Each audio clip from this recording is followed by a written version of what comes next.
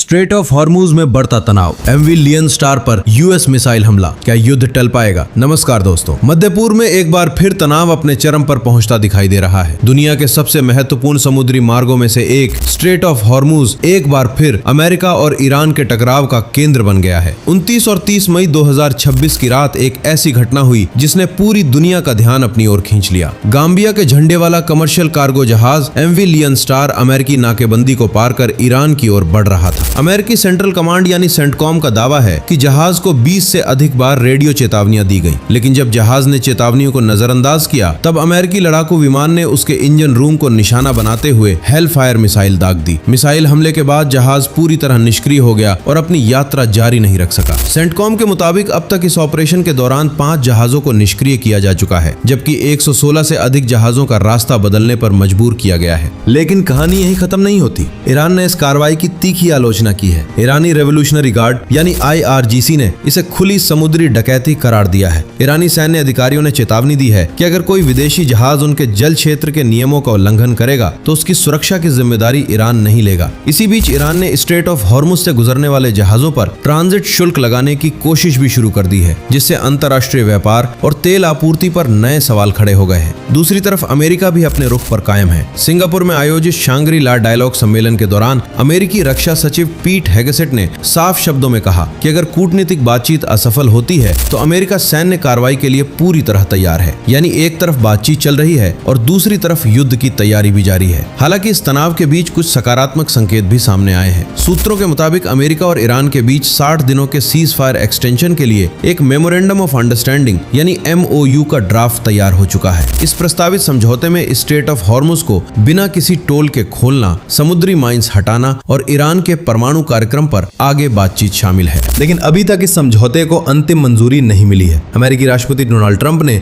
इस पर अपना अंतिम निर्णय नहीं दिया है। इसी दौरान न्यूयॉर्क टाइम्स की एक रिपोर्ट में दावा किया गया है कि अगर अंतिम समझौता हो जाता है तो ईरान के पुनर्निर्माण के लिए लगभग $300 बिलियन के अंतर्राष्ट्रीय निवेश फंड पर भी चर्चा चल रही है। दिलचस्प बात यह है कि ईरान इसे रिकंस्ट्रक्शन प्रोग्राम कह रहा है, जबकि अमेरिका इसे इन्वेस्टमेंट फंड का नाम दे रहा है। उधर IRGC ने इजराइल के खिलाफ अपना पुराना रुख दोहराते हुए कहा है कि क्षेत्रीय अस्थिरता की जड़ इजराइल है और वो अपने सहयोगी समूहों को समर्थन देना जारी रखेगा। अब सबसे बड़ा सवाल ये है, क्या अमेरिका और ईरान एक नई डील के जरिए टकराव को रोक पाएंगे या फिर स्ट्रेट ऑफ हॉर्मुज में बढ़ता तनाव दुनिया को एक और बड़े संघर्ष की ओर धकेल देगा? फिलहाल दोनों देशों के बीच सैन्य दबाव और कूटनीतिक बातचीत एक साथ चल रही है। स्थिति बेहद संवेदनशील है और एक छोटी सी गलती भी बड़े क्षेत्रीय युद्ध का कारण बन सकती है। लेकिन उम्मीद अभी भी बाकी है। अगर बातचीत सफल रही तो न सिर्फ स्ट्रेट ऑफ हॉर्मुज में स्थिरता लौट सकती है, बल्कि पूरे मध्य पूर्व में शांति की नई शुरुआत भी हो सकती है। आपका क्या मानना है? क्या अमेरिका और ईरान के बीच समझौता होगा या तनाव और बढ़ेगा? अपनी राय कमेंट में जरूर बताइए। वीडियो पसंद आए तो लाइक, सब्सक्राइब करने बाद